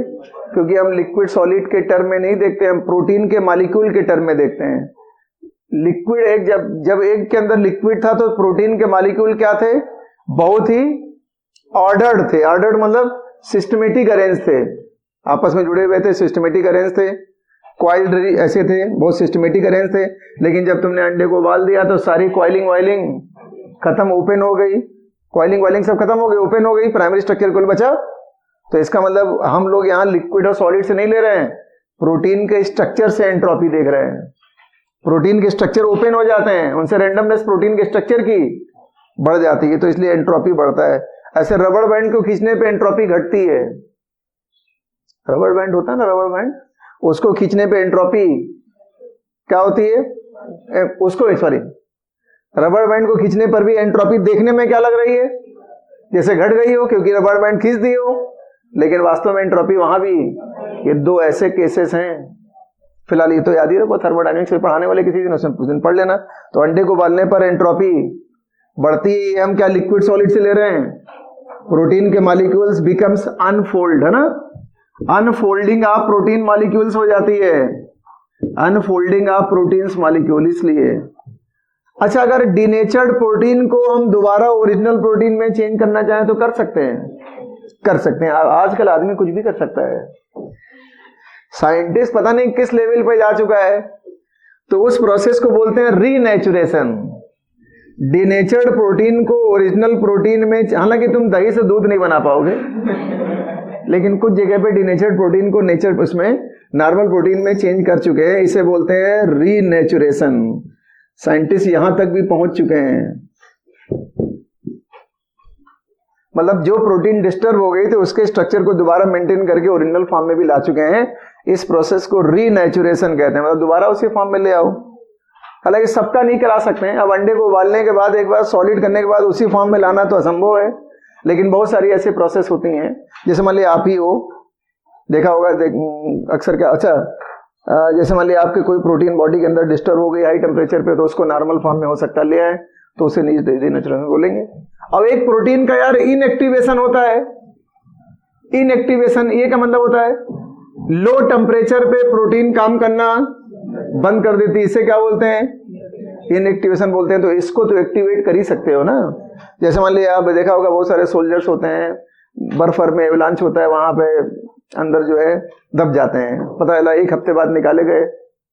वो कौन सा एक वो हनुमंता, क्या नाम था, नाम ही भूल गए, याद नहीं आ रहा है, जो एक सोल्जर था 15-20 दिन तक वहां फिर जिंदा पाया गया। अलग बात है कि बाद में डेथ हो गई उसकी, लेकिन कुछ लोग बच भी जाते हैं। राइट ब्रदर्स नाम सुना है? एरोप्लेन बनाया था, उनके साथ भी ऐसी घटना घटी थी। वो लोग भी पता लगा एरोप्लेन स्टार्टिंग में बनाया, कहीं गए होंगे पहाड़ में, कहीं बर्फ होगी, वहीं जाके दब गए। 15-20 दिन बाद निकाले गए और जिंदा पाए गए। तो इसका मतलब फिर साइंटिस्ट क्या करते हैं, उनकी प्रोटीन लो टेम्परेचर पे क्या हो जाती है, इनएक्टिव। फिर बाद में थोड़ा थोड़ा माहौल दे करके एक्टिविटी कुछ करते होंगे। तो इसका मतलब इनएक्टिव को तो एक्टिव आराम से कर सकते हो, लेकिन डिनेचर्ड को नेचर में, इसमें नेचर्ड प्रोटीन में या नॉर्मल प्रोटीन में चेंज करना आसान काम। बस इतना ही प्रोटीन है, इससे ज्यादा पढ़ने कोई फायदा नहीं है। ये तुम अपने आप भी पढ़ सकते थे, लेकिन जब तक टीचर के मुंह से ना सुन लो तब तक मजा नहीं। जैसे घर में पूजा पाठ होती, कथा होती, अपने आप भी तो पढ़ सकते हो नहीं? घर में बहुत सारी पूजा पढ़ावन होती है, बहुत लोग अपने आप कर भी लेते हैं, ऐसा नहीं है। कुछ नहीं, थोड़ी तो वहां पंडित जी को बोला तभी हो, लेकिन उसके बिना मन नहीं मानता है। जब तक मोहल्ले के 4-6 औरतें बैठ के वहां प्रपंच ना करें तब तक फीलिंग नहीं आती कि कथा हो रही घर में। तो वैसे तुमको फीलिंग यही आनी चाहिए कि अब तुम्हें लग रहा है कि यार सर ने बता दिया, तो एक बार बोल दिया मुझसे तो मैं चैप्टर पूरा हो गया। अपने आप भी पढ़ सकते थे। जरा हम कुछ विटामिन के बारे में बात कर लें, बाकी कुछ नहीं बात करेंगे। प्रोटीन के टेस्ट में तो अभी ऑर्गेनिक केमिस्ट्री में एमीन पढ़ेंगे, उसमें ले लेंगे नीन हाइड्रीन टेस्ट होता है, बायूरेट टेस्ट होता है। एक होता है टेस्ट क्या, बायूरेट टेस्ट। CONH जहां आ जाए, CONH मतलब पेप्टाइड बॉन्ड जहां आएगा उसे क्या बोलेंगे, बायूरेट टेस्ट। अब एक नीन हाइड्रीन टेस्ट भी होता है, वो भी प्रोटीन का होता है। तो एमीन्स में आएगा ना, एमीन्स आएगा तो बता देंगे वहां। विटामिन बेटा 2 टाइप की होती है, कक्षा 3-4 से पढ़ रहे हो। 3rd क्लास में 4th क्लास का बच्चा भी जानता है कि किस विटामिन की कमी से कौन सी बीमारी होने वाली है, उसको लिखवा देते हैं, बचपन से याद करो। तब भी वो लोग नहीं बता पाते हैं। विटामिन मतलब वाइटल एमीन्स, इसका पूरा नाम क्या है, वाइटल एमीन्स। मतलब बेसिकली एमीन्स होते हैं, कंपाउंड एमीन्स होते हैं, लेकिन वाइटल का मतलब हमारी बॉडी के लिए बहुत, ग्रोथ डेवलपमेंट इन सब के लिए बहुत जरूरी होते हैं, इसलिए नाम पड़ गया विटामिन्स। अब हिंदुस्तानी आदमी बीटा बोलता है, विटामिन विटामिन, तो तुम कम से कम विटामिन तो ना बोलना, विटामिन तो कम से कम बोलना। तो विटामिन मतलब वाइटल एमीन्स, और वाइटल एमीन्स 2 टाइप के होते हैं बेटा, एक होते हैं फैट सोलुबल, एक क्या होते हैं वाटर सोलुबल। खाली देख लो बस, वाटर सोलुबल और फैट सोलुबल। वाटर सोलुबल में आता है क्या, B and C, और फैट सोलुबल में क्या आता है बेटा, ADKE। अगर आप इनमें से कौन सा खाने पे ज्यादा नुकसान नहीं होता है, वाटर सोलुबल, क्योंकि अगर ये ज्यादा खा भी लोगे तो यूरिन के थ्रू पास हो जाएगी, क्योंकि वाटर में सोलुबल है। तो देखा होगा विटामिन C, विटामिन B खाने के बाद यूरिन का कलर चेंज हो जाता है, येलो हो जाता है ना, क्योंकि वो वाटर सोलुबल है। ADKE ज्यादा खा लोगे तो बॉडी में रहेंगे, ये फैट सोलुबल है ना, तो यूरिन से फैट भी निकलता है क्या, नॉर्मल ह्यूमन बीइंग में तो नहीं निकलता, कोई बीमारी हो जाए अलग बात हो गई। तो ADKE ये ज्यादा बॉडी से निकलेगा नहीं, तो इसलिए अति हर चीज की खराब होती है।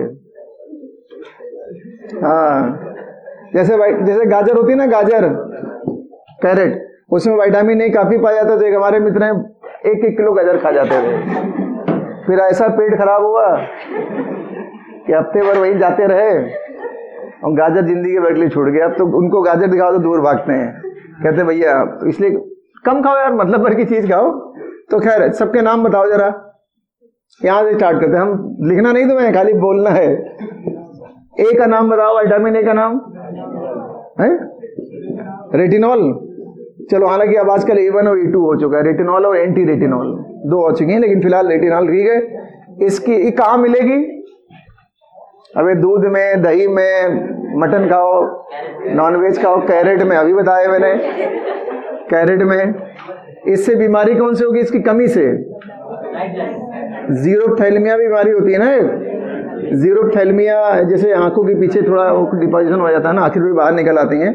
और नाइट ब्लाइंडनेस, आंखों मतलब शाम के समय दिखना बंद। एक होता है कलर ब्लाइंडनेस, वो अलग चीज है, वो जेनेटिक डिसीज है ना, नाइट ब्लाइंडनेस। विटामिन डी की बात करो, कैल्सीफेरॉल, अर्गेस्ट्रॉल भी कहते हैं वैसे, इसमें भी कई वैरायटी आ चुकी है, D1 D2 करके। लेकिन इसकी कमी से बचपन में कौन सी बीमारी होती है, रिकेट्स, हड्डियां वड्डियां कमजोर हो जाती हैं, मुड़ जाती हैं। और जवानी में तुम्हारे तो जवानी सवार है ना, ऑस्टियो मलेशिया, क्या बोलते हैं, ऑस्टियोमेलेसिया मतलब इसमें बोन्स पोरस हो जाती हैं, सॉफ्ट हो जाती हैं बोन्स में। देखा आजकल तो हिंदुस्तान की सबसे बड़ी खराबी है, आजकल हिंदुस्तान में लोगों के अंदर कैल्शियम की, प्रोटीन की और विटामिन डी की बहुत ज्यादा कमी है, खास स्पेशली मतलब उसमें लेडीज में, क्योंकि वो लेडीज बहुत कम खाना पीना खाती है ना। सबको तो अपने लड़के बच्चों आदमी खिला देती हैं। तुम खुद देखो, अच्छा सबसे घर में सबसे कम खाना कौन खाता है? मदर, और वही सबको खिलाती है। तो इसलिए लोग उनका ध्यान नहीं रखते हैं। तो एक एज के बाद कैल्शियम की टेबलेट खानी चाहिए। विटामिन डी की भी लोगों के अंदर बहुत ज्यादा कमी होती है। इसलिए देखा होगा सबसे ज्यादा दर्द की प्रॉब्लम औरतों में ही रहती है। पेन जो सबसे अधिक होता है मसल्स में, कमर में, वो सब लेडीज में ज्यादा होती है। आदमी में होती है तो दारू पी के ठीक कर लेता है, लेकिन वो औरतें थोड़ी दारू पीती हैं। तो इसलिए विटामिन डी खूब खानी चाहिए, है ना। और इसकी जब ओल्ड एज में मतलब एडल्टहुड में ऑस्टियोमेलेसिया और ये बचपन में रिकेट्स, सूखा रोग बोलते हैं ना इसे। क्वाशरकोर रोग एक होता है, क्वाशरकोर, वो प्रोटीन की कमी से होता है। तो हाँ, पेट वेट देखा होगा बच्चों को निकाल आता है, अजीब सी बीमारी बच्चों को होती है। के क्या होता है बेटा? ले अब नाम ही नहीं याद आ रहा है। के का नाम होता है फिल्लोक्विनोन, यही होता है ना, फिल्लोक्विनोन बोलते हैं इसे। और विटामिन के से क्या होता है? डिलेड ब्लड क्लॉटिंग, है ना, डिलेड ब्लड क्लॉटिंग। चोट वोट लग जाए तो थोड़ा खून का जो थक्का बनता है, क्लॉट बनता है, थोड़ा देर से बनता है। ये पालक वाला हरी सब्जियों में ज्यादा पाई जाती है। विटामिन ई जो है अंकुरित अनाजों में पाई जाती है, स्प्राउटेड सीड्स में, चने में जो अनाज होते हैं उसको स्प्राउटिंग कर लो, भिगो के उसमें अंकुरित कर लो। इसका नाम क्या होता है? टोकोफेरॉल। क्या बोलते हैं इसे? टोकोफेरॉल। और इससे क्या होता है? स्किन की बहुत सारी बीमारियां होती हैं, हेयर्स की प्रॉब्लम हो सकती है, और सबसे बड़ी प्रॉब्लम होती है स्टेरिलिटी की। स्टेरिलिटी की प्रॉब्लम होती है, बच्चे नहीं होते हैं। तो सबके अंदर विटामिन ई की कमी हो जाए तो बहुत बढ़िया है, हिंदुस्तान की पॉपुलेशन अपने आप रुक जाएगी। टोकोफेरॉल, इसको टोका तो बर्बाद हो जाओगे मतलब। ये लिखा है विटामिन बी और सी। पहले सी बता दें, सी का नाम क्या होता है?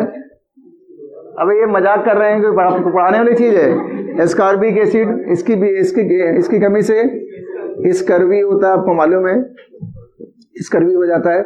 स्कर्वी में होता क्या है? स्कर्वी बहुत कॉमन बीमारी होती है, जो मसूड़े होते हैं ना, ये फूल उल जाते हैं, मुंह में दाने उन्हें निकल आते हैं ना, तो वो सब स्कर्वी में आता है वो। चलो इसकी कमी से, तो इसमें जितने खट्टे फल होते हैं ना, संतरा खाओ, मौसमी खाओ, और नींबू खाओ, और आंवले में काफी ज्यादा होता है ना विटामिन सी। हालांकि विटामिन सी मिर्ची में भी होता है, हरी मिर्च में भी होता है, कैप्सिन होता है ना उसमें विटामिन सी काफी होती है। खैर, जुकाम खाम के लिए विटामिन सी इंपॉर्टेंट होती है। इसके अलावा मतलब जिन लोगों को बहुत जल्दी जुकाम खाम हो जाता है ना, जिनको एलर्जी है या इम्यून सिस्टम जिनका कमजोर है, उनके लिए विटामिन सी इंपॉर्टेंट होती है। विटामिन सी की टेबलेट खाने से थोड़ा इम्यून सिस्टम स्ट्रांग होता है। विटामिन बी में कई कैटेगरी होती है, इसलिए उसका नाम ही रख दिया गया है क्या? B complex. तो इसमें पहली होती है बेटा B1, इसे बोलते हैं थियामिन, इसकी कमी से बीमारी होती है बेरी। B2 राइबोफ्लेविन, इसकी कमी से बीमारी होती है राइबोफ्लेविनोसिस या किलोसिस। लिप्स के मार्जिन फट जाते हैं, ओठों के मार्जिन फट जाते हैं, तो पानी की बतासा नहीं खा पाओगे। गोलगप्पे खा रहे हो ना रोज, वो नहीं खा पाओगे, क्योंकि इसमें B2 की कमी से ये लिप्स के मार्जिन जो होते हैं फट जाते हैं, तो वो B2 की कमी से हो जाता है। B1 बहुत इंपॉर्टेंट है, इससे स्किन पे दाने और जीभ पे दाने उन्हें भी निकाल आते हैं, बेरी बोलते हैं उसे। और टमाटर जानते हो ना, टमाटर जो होता है उसमें एक पिगमेंट पाया जाता है लाइकोपीन। टमाटर का बॉटनिकल नेम ही होता है लाइकोपर्सिकान स्कुलेंटम, तो उसमें एक पिगमेंट पाया जाता है क्या? लाइकोपीन। तो इसके टैबलेट आते हैं मार्केट में। बहुत लोगों को विटामिन B1 की अक्सर कमी हो जाती है, तो वो डॉक्टर भी इसके टैबलेट देता है। वो बहुत महंगे आते हैं, मतलब 20-25 रुपए एक टैबलेट आता है। तो वो डायरेक्ट उसी टमाटर के एक्सट्रैक्ट से बनाया जाता है, वो उसमें टमाटर बना भी होता है, तो उससे तुम्हारी B1 की कमी पूरी हो सकती है, तो टमाटर को खाओ। विटामिन B3 क्या होता है? नियासिन, या क्या बोलते हैं उसे, निकोटिनामाइड। इसकी कमी से बीमारी क्या होती है? पिलाग्रा होती है। B4 या B5 एक ही चीज होती है वैसे। इसे क्या बोलते हैं? Pantothenic acid. इससे कोई विशेष बीमारी तो नहीं होती, लेकिन बालों की और स्किन की बीमारी होती है, बाल सफेद हो जाते हैं, बाल झड़ने लगते हैं, है ना। और इसमें स्किन की बीमारी हो जाती है। जैसे इसकी कमी हो जाएगी तो स्किन पे जो चमक होती है वो नहीं आ पाती है। कह रहा है ऐसे भी तुम्हारे अंदर कौन चमक है, वो तो क्रीम पाउडर लगा बैठे हो तो चमक थोड़ी बहुत दिख भी रही है। नेचुरल चमक लाने के लिए ये खाना पड़ेगा ना। B6 क्या होता है बेटा? पायरिडॉक्सिन। पायरिडॉक्सिन, इसकी कमी से बीमारी क्या होती है? एनीमिया। B12 साइनोकोबालामिन, इसमें क्या पाया जाता है? कोबाल्ट पाया जाता है। साइनोकोबालामिन, इसकी कमी से बीमारी होती है परनीसियस एनीमिया। क्या बीमारी होती है? हाँ, परनीसियस एनीमिया नाम की बीमारी होती है। इसमें जो आरबीसी होती है ना, वो बहुत सिकुड़ जाती हैं, वो सिकिल सेल एनीमिया टाइप की नहीं चाहिए होती है। खैर इसमें होता क्या, हमसे मतलब थोड़ी है। नाम याद करो कौन सी बीमारी होती है, इसके अंदर क्या होता है थोड़ी पूछा जाएगा, कोई डॉक्टरी थोड़ी पढ़ रहे हो।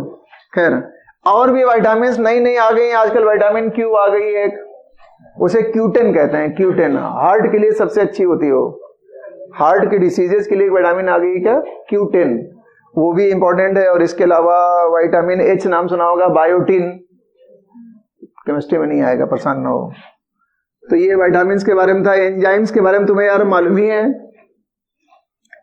अब एंजाइम बताना पड़ेगा क्या? एक एंजाइम होती है स्ट्रेप्टोकाइनेज, कभी नाम सुने हो? स्ट्रेप्टोकाइनेज। एक एंजाइम होती है टायरोसिनेज। एंजाइम है ये। ऐसे एंजाइम्स क्या होती हैं? प्रोटीन जो बॉडी में बनती हैं और जो हम लोगों की बायोलॉजिकल रिएक्शंस होती हैं उनको कैटालाइज करती हैं, उनके रेट को घटाती बढ़ाती हैं, वही तो एंजाइम होती हैं।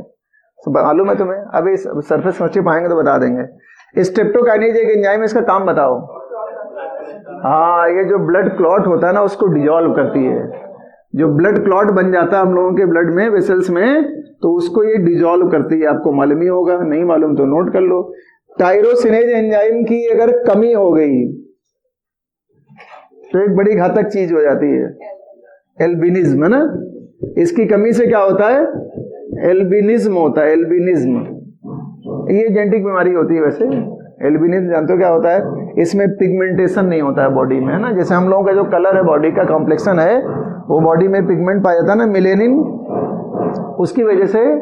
अब किसी में थोड़ा ज्यादा है तो थोड़ा सांवला हो जाता है, जिसमें थोड़ा कम है वो थोड़ा घमंडी हो जाता है, क्या हम बहुत गोरे हैं, भगवान का दिया है। हो सकता है अगले जन्म में तुम्हारे अंदर इसका भंडार लगा दे। तो मिलेनिन जिसके अंदर कम है वो थोड़ा साफ सुथरा दिखाई पड़ता है, मतलब स्किन उसकी थोड़ी फेयर होती है। और मिलेनिन थोड़े ज्यादा हो जाते हैं, वो अफ्रीका क्षेत्र में निकल जाता है। तो ये एल्बिनिज्म में पिगमेंटेशन होते, देखा होगा कुछ लोग बिल्कुल व्हाइट होते हैं ना, बाल वाल सब सफेद होते हैं, तो वो एल्बिनोज हैं। कमी से होता है, डिफिशियंसी से। एक मुझे और याद आ रहा है, फिनाइल कीटोन्यूरिया बीमारी होती है ना, फिनाइल एलानिन हाइड्रोक्सिलेज, नाम बड़े खतरनाक हैं। हाइड्रोक्सिलेज एक एंजाइम ये भी होती है, इसकी कमी से एक बीमारी होती है फिनाइल कीटोन्यूरिया, है ना। फिनाइल कीटोन्यूरिया या कीटोन्यूरिया भी कह सकते हो। इसमें बॉडी से कीटोन बॉडीज पास आउट होने लगती है, किडनी उडनी गड़बड़ होने पे हो जाता है अक्सर। तो इन दोनों की कमी से ये बीमारी है, और इसकी प्रेजेंस से ये ब्लड क्लॉट डिजॉल्व होता है। बाकी एंजाइम के बारे में कुछ पूछता नहीं है, ठीक है। बाकी सरफेस केमिस्ट्री पाएंगे तो बता ही देंगे, उसमें भी थोड़ा बहुत एंजाइम आता है ना। बस ये